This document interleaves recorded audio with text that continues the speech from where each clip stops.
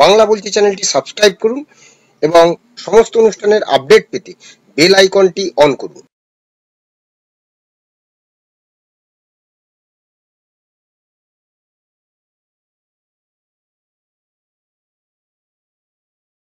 माननीय सदस्यगण, second supplementary question sir. Second supplementary पहले भी कहा है कि प्रश्नकाल महत्वपूर्ण समय होता है, आपका समय होता है जिसमें आप जनता की अपेक्षाएं, उनके महत्वपूर्ण मुद्दों को उठाते हैं। सरकार की जवाबदेही होती है। कई मंत्रालय विभागों के अंदर आपके हुए उठायों से मंत्रालय विभाग में जवाब देते होती है। और मुझे कई मान्य सदस्यों ने कहा कि प्रश्नकाल बहुत मुश्किल से उनका आता है और आपका व्यवहार जिस तरीके से रहता है ये सदन की गरिमा के अनुकूल नहीं है। मान्य सदस्यगणों, आप इतनी पुरानी राजनीतिक दल के संसद सदस्य हो, मान्य हो, जिनका बहुत बड़ा योगदान इस सदन के अंदर मर्यादा और गरिमा के रहा है, लेकिन आप जिस राजनीतिक दल के सदस्य हो वो राजनीतिक दल के लोग देखेंगे आप किस तरीके से सदन में व्यवहार करते हैं। तख्तियां लेकर आते हैं, नारेबाजी करते हैं, मेजे ठोकते हैं। ये सदन की गरिमा के अनुकूल नहीं है। मैं आपसे फिर आग्रह कर रहा हूं कि संसद की मर्यादा गरिमा को बनाए रखो। दुनिया का सबसे बड़ा लोकतंत्र है और लोकतंत्र के अंदर हमारी पारदर्शिता, जवाबदेही दुनिया जानती है। हम जिस तरीके का व्यवहार करेंगे, आचरण करेंगे देश की लोकतांत्रिक संस्थाओं में, उसका क्या संदेश जाएगा। माननीय वेणुगोपाल जी, आप इनको ये सिखाते हो क्या? नारेबाजी करना, तख्तियां लेकर आना, मेज थपथपाना, ये आपकी पार्टी के संस्कार नहीं रहे। लेकिन जो नई पीढ़ी जिस तरीके के संस्कार कर रही है वो सारा देश देख रहा है। किस तरीके से जनता के करोड़ों रुपए खर्च संसद में होते हैं। मैं पुनः आपसे आग्रह करता हूं, आप सब मानिए, लाखों लोगों ने आपको चुनकर भेजा है लोगों की अपेक्षाएं, आकांक्षाओं को उठाने के लिए, तख्तियां लेकर मेजे खोदने के लिए नहीं भेजा है। मैंने पुनः आपसे आग्रह किया है, आप अपने अपने आसन पर जाएं। प्रश्नकाल के बाद नियमों के तहत आपको हर मुद्दे विषय पर बोलने दिया जाएगा। मैं फिर कह रहा हूं, तख्तियां लेकर आने पर सदन नहीं चलेगा। आप या तो सीट पर जाएं, नहीं तो सदन की कार्रवाई आज 2 बजे तक के लिए स्थगित की जाती है। নমস্কার, বাংলা বলছি চ্যানেলে আপনাদের স্বাগত। আপনারা দেখলেন যে সংসদ চলছে এবং সংসদে মুলতবি হয়ে যাচ্ছে বিষয় একই, যে ভোটার তালিকা যে সমীক্ষা চলছে বিহারে, সেই সমীক্ষা নিয়ে বিরোধীরা একজোট। তাদের দাবি এটা বন্ধ করতে হবে। অর্থাৎ বিহারে ভোটার তালিকা বিশেষ সংশোধনের বিরুদ্ধে বৃহস্পতিবার অচল হয়ে থাকলো সংসদ। প্রায় 2টো পর্যন্ত সংসদ অচল হয়ে যায়। তাদের দাবি SIR গণতন্ত্রের উপর আঘাত, এই পোস্টার নিয়ে বিরোধীরা দুপুর 2টো পর্যন্ত বিক্ষোভ দেখায় এবং দুপুর 2টো পর্যন্ত লোকসভা এবং রাজ্যসভার অধিবেশন মুলতবি করে দেওয়া হয়। কিন্তু তারপরে হই হট্টগোল চলে। রাজ্যসভা এবং লোকসভার অধিবেশন শুক্রবার সকাল 11টা পর্যন্ত মুলতবি করে দেওয়া হয়েছে। লোকসভার স্পিকার ওম বিড়লা বিরোধী সাংসদদের এই আচরণের তীব্র নিন্দা করেছেন এবং তিনি বলেছেন, এই কাজ সবার গরিমাকে নষ্ট করছে। যে আচরণ করা হচ্ছে তা গোটা দেশ দেখছে। বিরোধীরা অবশ্য তাদের নিজেদের বক্তব্যে অনড়। কেন বিহারে ভোটার তালিকায় বিশেষ নিবিড় সমীক্ষার কাজ স্থগিত করতে হবে, এটাই তাদের মূল দাবি। অন্যদিকে আরেকটি বিষয় যেটি হচ্ছে যে এরই মাঝে প্রায় মুখ খুললেন মুখ্য নির্বাচন কমিশন জ্ঞানেশ কুমার। তিনি বলছেন যে খামোকা কেন বিদেশিদের নাম আমাদের যে দেশে ভোটার লিস্টে থাকবে। জ্ঞানেশ কুমারের প্রশ্ন যে একটা বিশুদ্ধ ভোটার তালিকা কি ন্যায়সঙ্গত নির্বাচন ও শক্তিশালী গণতন্ত্রের ভিত্তি নয়? অযোগ্য ভোটারদের তালিকায় রেখে প্রথমে বিহারে পরে গোটা দেশে নির্বাচন চালালে তা সংবিধান পরিপন্থী হবে। বৃহস্পতিবার দিন প্রধান নির্বাচন কমিশনার জ্ঞানেশ কুমার বলেছেন, ভোটার তালিকা বিশুদ্ধ করার জন্য এই প্রক্রিয়া সম্পূর্ণ স্বচ্ছ এবং সংবিধান সম্মত। মৃত, বিদেশি এবং একাধিক স্থানে নাম থাকা ভোটারদের তালিকা থেকে বাদ দেওয়া কে পক্ষপাতিত্ব বলা যায় না, এটা বলছেন নির্বাচন কমিশনার, মুখ্য নির্বাচন কমিশনার জ্ঞানেশ কুমার। এবং তিনি একটি তথ্য দিয়েছেন যে নির্বাচন কমিশনের তথ্য, তিনি বলছেন যে ঘরে ঘরে গিয়ে চালানো সমীক্ষায় যেটা উঠে আসছে তাতে এখনো পর্যন্ত 52 লক্ষেরও বেশি ভোটার তাদের রেজিস্টার ঠিকানায় অনুপস্থিত।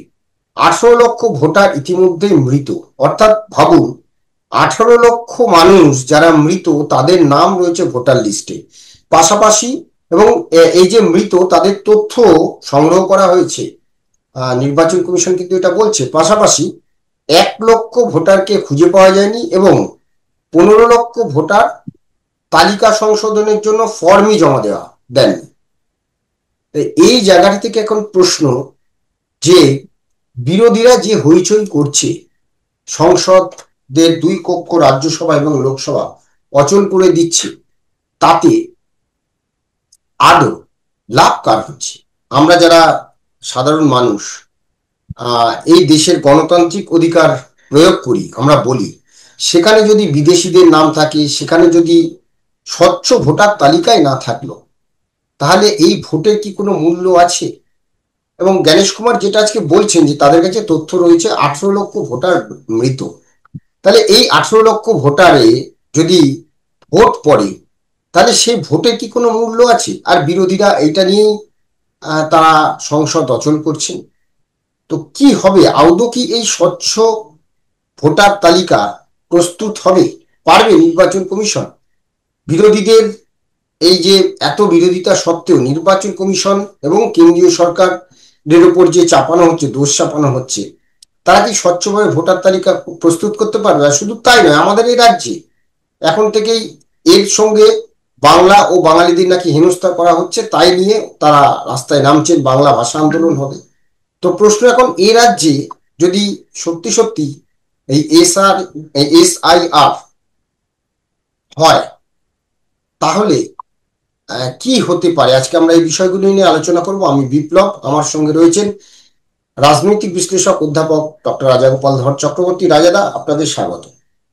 রাজাদা, দেখলেন, শুনলেন যে আজকে দেখলাম সংসদের দুপক্ষই কিভাবে মুলতুবি করে দেওয়া হলো। এক একটা সংসদ তো বছরে কটা দিন চলে, বিভিন্ন সময় সময়, সেখানে একটা সুস্থ গণতান্ত্রিক আলোচনা, আমরা যাদের ভোট দিয়ে পাঠাচ্ছি, আমরা ভোট দিচ্ছি, এখন বলা যায় না, বলা যায় যে মৃত, ভুয়ো ভোটার, বিদেশি এবং একই জায়গায়, এই 3 নম্বর বিষয়টা, মানে বিশেষ করে যে একই জায়গায় বিভিন্ন ভোটার রয়েছে, এটা কিন্তু বিরোধীরা তুলেছিল, আজ তারা এর বিপক্ষে। কি বলবেন?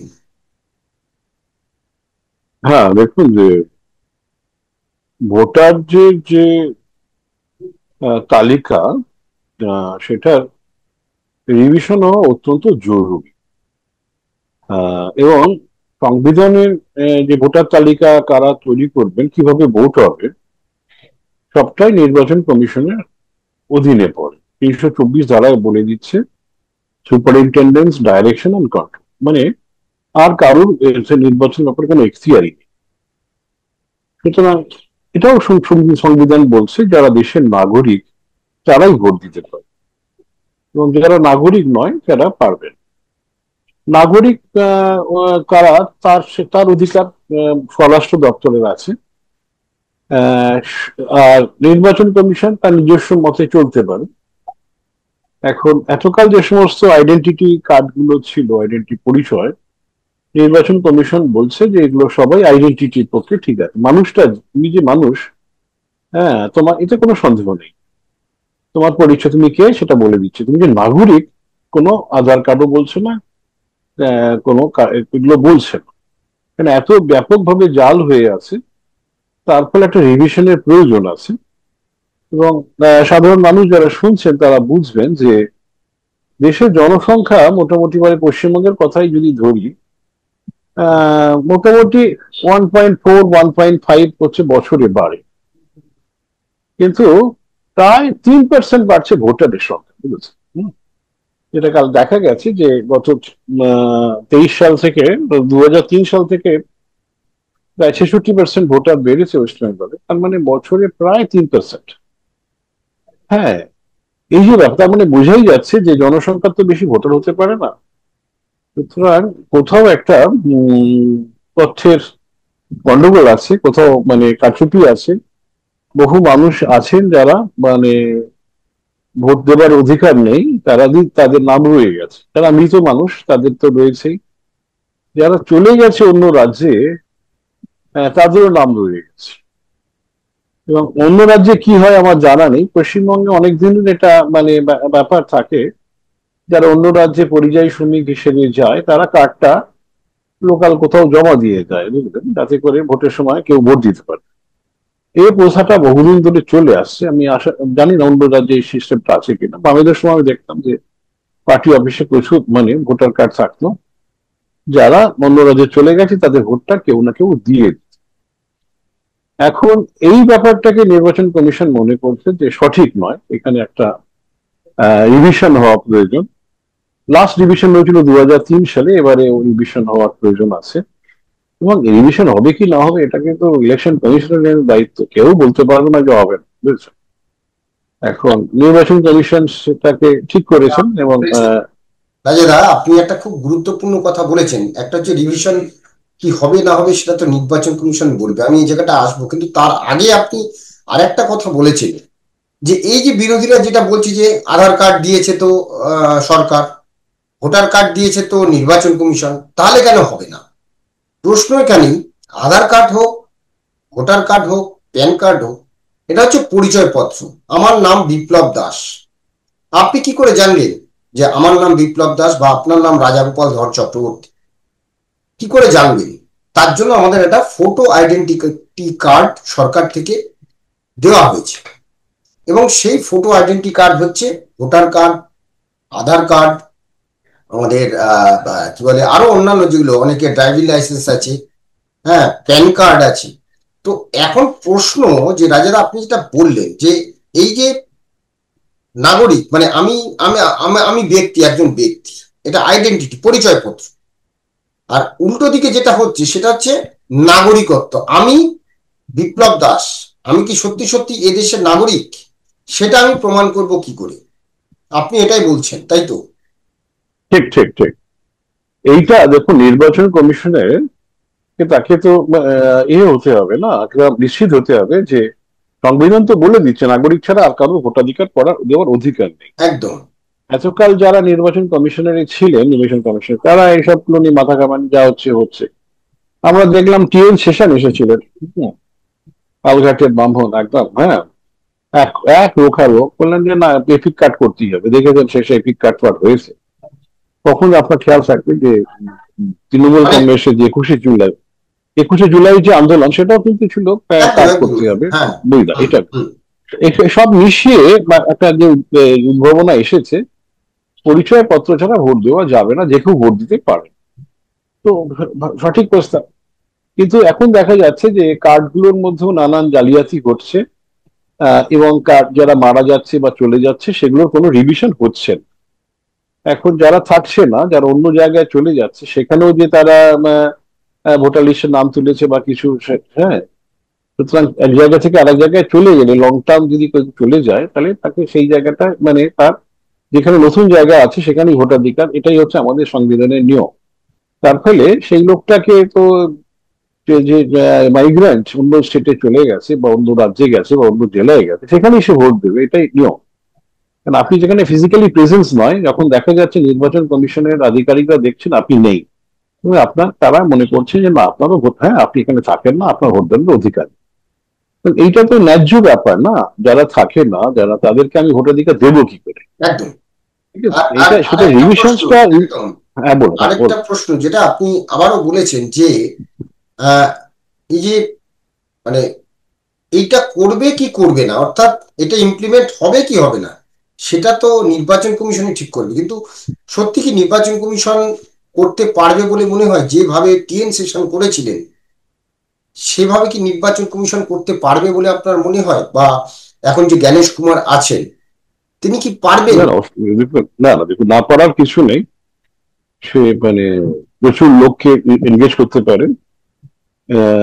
রাজ্য সরকার, কেন্দ্র সরকারের কর্মচারী, বাড়ি বাড়ি যাওয়া, এগুলো তো করা যেতেই পারে। ভোটার লিস্টে কে কে আছে তার বাড়িতে টেস্ট করা, এগুলো তো অসুবিধা কিছু নেই না, এগুলো করতেই পারে। যদি দেখা যায় যে নির্বাচনের আগে হচ্ছে না, নির্বাচন পিছিয়ে দিতে পারে। এই নয় যে আপনি একটা ত্রুটিপূর্ণ ভোটার তালিকায় ভোট করতে পারেন। ভোটটা ত্রুটিপূর্ণ হবে, এটাই হচ্ছে নির্বাচন। আমাদের দেশের সংবিধান সেটাই চায়। ভোট, হ্যাঁ, ভোট করাটাই কাজ নয়, ভোটটা ত্রুটিপূর্ণ ভাবে, ত্রুটিহীন ভাবে করাটাই অর্থাৎ কাজ। স্বচ্ছ ভোটাররা হ্যাঁ, দেবে, স্বচ্ছ হ্যাঁ। নির্বাচনী তালিকা, অর্থাৎ হুম। ভোটার লিস্ট, স্বচ্ছ নির্বাচনের ভোটার লিস্ট তালিকা। কিন্তু হুম। রাজাদা, একটা বিষয় যে নির্বাচন কমিশন হতে পারে তারা আলাদা একটা সংস্থা, বা তারা তাদের নিজেদের মতন সব কিছু করবে, তাদের আলাদা আইন বা সংবিধান, যাই কিছু হোক সংবিধানের মধ্য থেকেই তারা সব চলবে করবে। হ্যাঁ, কিন্তু প্রশ্ন হচ্ছে যে তারা আলাদা হতে পারে, কিন্তু একটা বডি হতে পারে। কিন্তু সেই বডি যখন ভোটার ভোটের সময় তারা পুরো প্রশাসনটা তাদের আন্ডারে চলে যায় একটা সময় পর্যন্ত, কিন্তু তারপরে আবার ভোটের পরে মিটে গেলে আবার রাজ্য সরকারের আন্ডারে চলে আসে। প্রশ্ন কিন্তু সাধারণ মানুষের মনে একটা প্রশ্ন, যে নির্বাচন কমিশন যে স্বচ্ছ ভোটার তালিকা করবে, তৈরি করবে, সেখানে তো এই রাজ্য সরকারের এই লোকগুলোকে দিয়ে, রাজ্য সরকারের কর্মচারীদের দিয়েই করাতে হবে। সেক্ষেত্রে কি সঠিক স্বচ্ছ নির্বাচন তালিকা প্রস্তুত করা সম্ভব হবে? আমি এ রাজ্যের ক্ষেত্রে বলছি। হ্যাঁ দেখুন, আপনার যদি মনে হয় যে রাজ্য কর্মচারীরা, সরকারি কর্মচারীরা অপারগ করতে পারছে না, তাদের ত্রুটি, তাদের একটা বায়াস রয়ে গেছে, তো আপনি অন্য সরকারি কর্মচারী ব্যবহার করতে পারেন। এই নয় যে একেবারে রাজ্য সংবিধানে কোথাও বলা নেই যে রাজ্য সরকারের কর্মচারীদের নিয়েই করতে। আপনি যদি মনে করেন যে কেন্দ্রীয় সরকারের কর্মচারীদের নেওয়া যেতে পারে, নেওয়া যেতেই পারে। পাবলিক সেক্টর আন্ডারটেকিং আপনি নিতে পারেন, অনেক কিছু করা যায়। যে লোক যে কম তা কিন্তু নয়।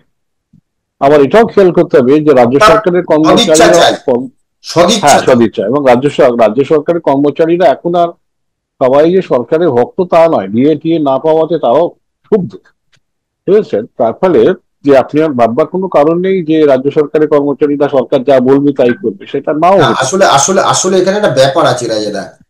যেমন যদি দেখেন যে এই যে 26,000 যে চাকরি গেছে উচ্চ প্রাথমিকে, এতে, তো এই 26,000-এর মধ্যে যারা প্রিসাইডিং অফিসার বা ভোটের কাজে নিযুক্ত ছিলেন, যাদেরকে বলা হচ্ছে বৈধ আর অবৈধ, এই অবৈধরা কিন্তু আমাদের ভোটটা করিয়েছে, বৈধদের হুম, হুম। সঙ্গে অবৈধরাও ছিল।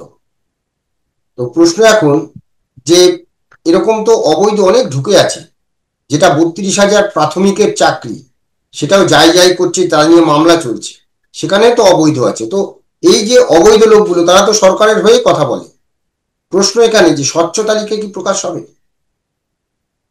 হ্যাঁ দেখুন, এটা সত্যি কথা যে রাজ্য সরকারের বেশ কিছু কর্মচারী বা স্কুলের টিচার ইত্যাদি আছেন, তারা নানান ভাবে সরকারের তাবেদার হয়ে কাজ করতে চান, এটা অস্বীকার করার কিছু নেই।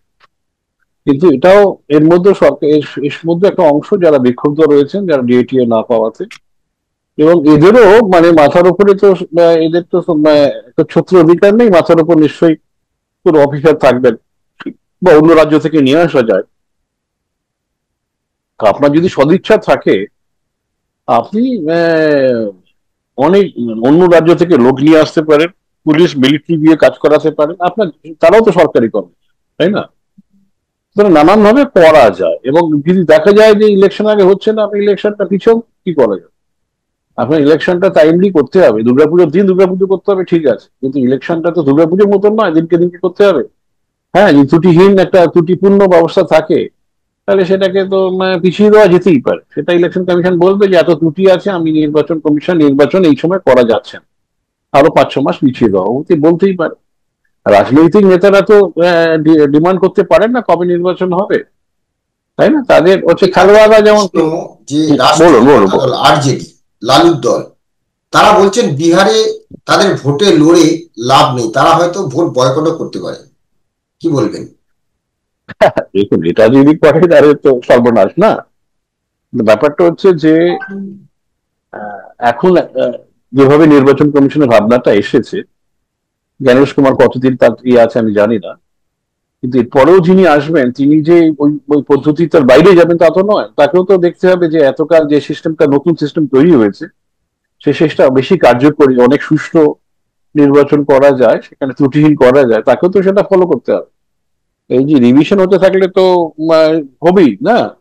যদি ওনা প্রত্যেক নির্বাচনের আগে যদি রিভিশনের কথা বলা হয়, তাহলে তো লালু প্রসাদের দল নির্বাচনে দাঁড়াতেই পারবে না, তাই না? হ্যাঁ, আপনি ত্রুটিযুক্ত একটা ব্যবস্থা থেকে বেনিফিট নেবেন, ইলেকশনে জিতবেন, সেইটা যদি আপনার ধান্দা হয়ে থাকে, তাহলে তো আপনি তো সঠিক রাজনীতি করছেন না, তাই না? আপনি যদি ফাউল করে খেলায় যেতেন, তাহলে তো সেটা তো রেফারির কাজ হচ্ছে সেটাতে আটকানো না, বুঝেছেন? সুতরাং ইলেকশন কমিশন একটা রেফারি, সে যখনই দেখছে যে লেভেল প্লেইং হয়নি, ঠিক মতন হয়নি, সে খেলা পিছিয়ে দিতে পারে, না আজকের হবে না, মাঠে গন্ডগোল আছে, আজকে হবে না, কালকে পরশু মাঠটা ঠিক হোক, তারপরে হবে, তাই না? এবং সেইটা সাধ্যটা নির্বাচন কমিশন করছে। আজকে নির্বাচন আজকে যে নির্বাচন কমিশনার জ্ঞানেশ কুমার যে কথাটা বলছেন যে একটা বিশুদ্ধ ভোটার তালিকা কি ন্যায়সঙ্গত নির্বাচন ও শক্তিশালী গণতন্ত্রের ভিত্তি নয়, সেটা যেমন একদিকে, তেমনি তিনি বলছেন অযোগ্য ভোটারদের তালিকায় রেখে প্রথমে বিহারে, পরে গোটা দেশে নির্বাচন চালালে তা সংবিধানের পরিপন্থী হবে। আপনি কি বলবেন এ বিষয়ে? না, এটা তো সঠিক, উনি যেটা সিদ্ধান্তটা নিয়েছেন। দেখুন, জ্ঞানেশ কুমার আইআইটি কানপুরের কৃতিমান ছাত্র, এবং তারপরে আইএস জয়েন করেছেন, কেরালা ক্যাডারে ছিলেন, গুরুত্বপূর্ণ দপ্তর সামলেছেন, তারপরে কেন্দ্রীয় সরকারে এসেছেন, এখন অনেক বড় বড় দপ্তর চালিয়েছেন, মিনিস্টার হোম অ্যাফেয়ার্স এর অ্যাডিশনাল সেক্রেটারি ছিলেন। তো অত্যন্ত একজন এফিসিয়েন্ট অফিসার। হ্যাঁ, সুতরাং সে তার বাড়িতেও ছেলে মেয়েরাও আইএস হয়েছে। এখন এই ভদ্রলোক, তার তো কিছু পাওয়ার নেই, হারাবার নেই, দেশটাকে সুন্দর করা যায়, এটাই তার লক্ষ্য, তাই না? এই সমস্ত অমিত শাহের লোক। না না, অমিত শাহ উনি অ্যাডিশনাল হোম সেক্রেটারি ছিলেন, উনি তো কেরালায় কাজ করতেন, কেরালা ক্যাডারের ছিলেন। Amit Shah additional home secretary ছিলেন। উনি অমিত শাহ লোক অ্যাডিশনাল হোম সেক্রেটারি ছিলেন। সে আমার দাদাও অ্যাডিশনাল হোম সেক্রেটারি ছিল কেন্দ্র সরকার। সে ঠিক আছে, তো হতেই পারে, আইএস থাকলে আপনি যে কোনো জায়গায় যাবেন।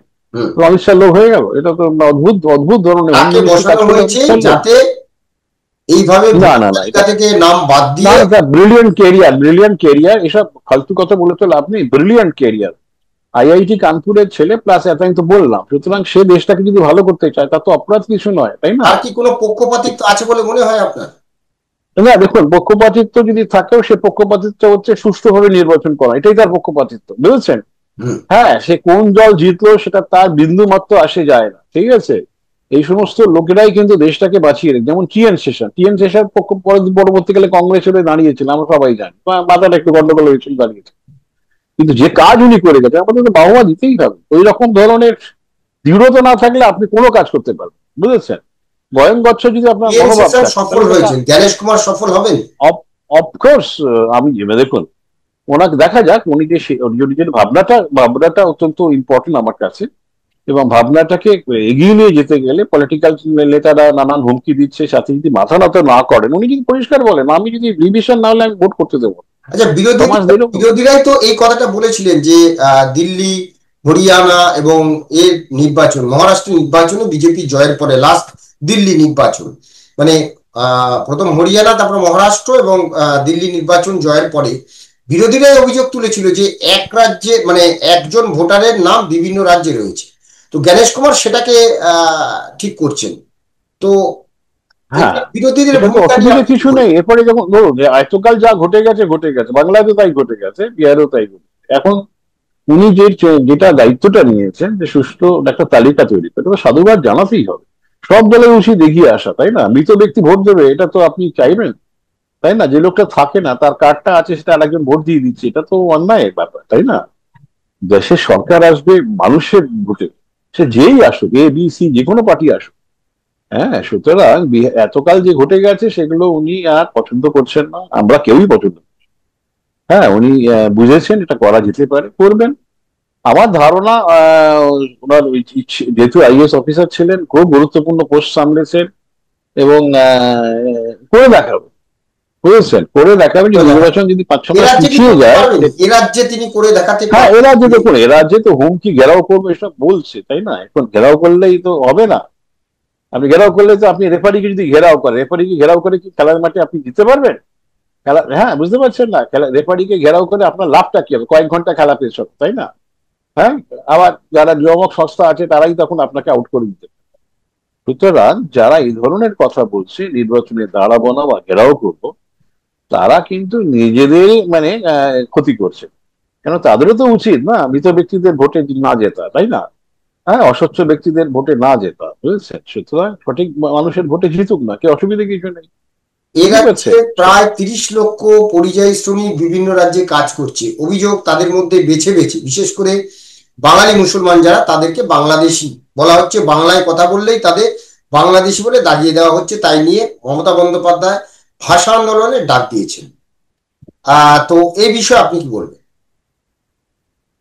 না, দেখুন, মানে যদি কোনো মানুষ, সে মুসলমানই হোক হিন্দুই হোক, সে তো বাংলাদেশে তো সব ধরনের মানুষ আছে। তার যদি বাংলাদেশের তার নাগরিকত্ব থেকে থাকে, সে তো এদেশের মানে ভোটার হতে পারেন না, না? সেখানে ভাষাটা all important. Bangladeshi cannot vote in Indian election, তাই না? সুতরাং সে হিন্দু হোক মুসলমান হোক, সে বাংলাদেশি, সে ভোট দিতে পারে না যদি না সে আমাদের দেশে নাগরিকত্ব তাকে ভারত সরকার দিয়ে থাকে। সুতরাং সে বাংলা ভাষা কথা বলছি বলেই তার পক্ষে আমি নেব, সে বাংলাদেশ ওয়েস্ট বেঙ্গলে ঢুকে গেছে বলি তার পক্ষ আমি নেব, এই ধরনের ধারণাটা ভ্রান্ত ধারণা। আপনাকে বলতে হবে যে না, এ লোকটা আমাদেরই আছে, ছিল, কবে কি ছিল বোঝাতে হবে। হ্যাঁ, তাই না? আপনি যদি দেখাতে পারেন যে অনেকদিন ধরেই আছে, বা যে ধরনের আমাদের নিয়ম আছে সেই অনুযায়ী আছে, তার ফলে কেউ যদি চায়, তুমি বলছো তাহলে তুমি এতদিন কোথায় ছিলে, দাও তোমার বাবা মার ঠিকানা দাও, এগুলো তো প্রশ্ন আসবেই না?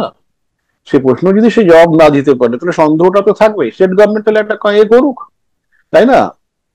যাদের সম্বন্ধে অভিযোগ আসছে তাদের সম্বন্ধে একটা বিরাট তথ্য তৈরি করুক, তাদের ডকুমেন্ট তৈরি করুক। সব বন্যায় ভেসে গেছে বললে কি করে হবে, তাই না? হ্যাঁ, বুঝতে পারছেন, এখন একটা তো আপনাকে তো আগামী নাগরিকত্ব তো 28, প্রমাণ করতেই হবে। একদম আগামী 28 জুলাই সুপ্রিম কোর্টে যে মামলা চলেছে, এবং যে মামলার করেছেন মহুয়া মৈত্র সহ আরো অনেকেই, প্রায় জনা 10টি মামলা হয়েছে। সেই মামলাগুলো এক জায়গায় করে শোনা হচ্ছে। আগামী 28 তারিখ যে হলফনামা সুপ্রিম কোর্টে জমা দিয়েছে নির্বাচন কমিশন, এবং নির্বাচন কমিশন তথ্য আজকে জ্ঞানেশ কুমারের যে দাবি, বা জ্ঞানেশ কুমার যা বললেন সংবাদ মাধ্যমের কাছে, এবং যে প্রশ্নটা তুললেন, নিশ্চয়ই আগামী দিনে সুপ্রিম কোর্টের কাছে ঠিক মানে যে তার বডি ল্যাঙ্গুয়েজ ছিল আজকে জ্ঞানেশ কুমারের, যে বডি ল্যাঙ্গুয়েজ দেখিয়ে তিনি এই কথা বললেন, নিশ্চয়ই যারা আইনজীবী তারাও সেই বডি ল্যাঙ্গুয়েজ নিয়ে হয়তো 28 তারিখে শুনানিতে থাকবে। এবং সেদিন সত্যি সত্যি কি এই যে প্রায় এখনো পর্যন্ত 53 লক্ষের কথা বলা হচ্ছে, এটা কোথায় গিয়ে থামবে আমরা জানি না। সেক্ষেত্রে যদি সুপ্রিম কোর্ট কি করে, নজর কিন্তু আর সেদিকেই। আর মাত্র 3টে দিন, 28 জুলাই আমরা দেখতে পারবো যে নির্বাচন কমিশন যেটা করছেন তার উপরে সুপ্রিম কোর্ট কি স্থগিতাদেশ দিল, নাকি সুপ্রিম কোর্ট একটা, যেরকম তাদের এতে চলে একটা আইনি বিষয়, কনস্টিটিউশনাল তাদের যেমন আছে, নির্বাচন কমিশনের আছে, তাই কেউ কারোর উপরে হস্তক্ষেপ করে কিনা, সেটাই আমাদের নজরে থাকবে। আপাতত দেখার। আর জ্ঞানেশ কুমার যেভাবে আজকে বললেন, বিদেশি নাগরিকরা কি এদেশের ভোটার হবেন, মৃত ভোটারদের কি ভোট দেওয়ার অধিকার থাকবে, ভুয়ো ভোটার। এবং শুধু তাই নয়, এত লোক যারা বিভিন্ন রাজ্যে চলে গেছেন, পার্মানেন্ট ভাবে বিহার থেকে চলে গেছেন অন্য রাজ্যে, তাদের কি ভোট দেওয়ার অধিকার থাকে? এই প্রশ্নগুলো সুপ্রিম কোর্ট কি করে আগামী 28 জুলাই আমরা সেদিকে নজর রাখবো। ধন্যবাদ রাজেদা, ধন্যবাদ আপনাদের। আপনাদের মতামত অবশ্যই কমেন্টস বক্সে জানান। ভালো থাকবেন, নমস্কার।